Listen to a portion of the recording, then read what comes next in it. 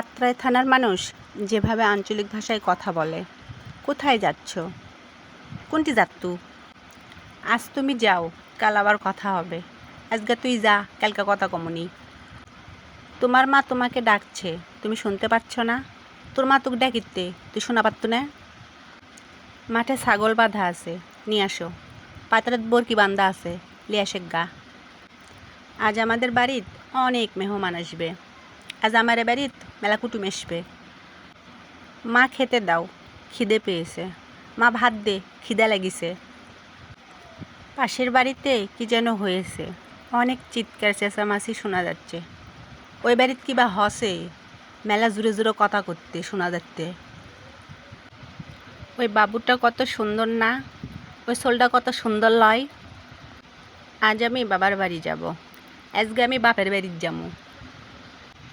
ওখানে কিছু নষ্ট খাবার আছে, কুকুরকে দিয়ে দাও। ওটি নষ্ট খাবার আছে, কুত্তেক দিয়ে দে। কোনো ভাষাকেই ছোটো করে দেখা ঠিক না।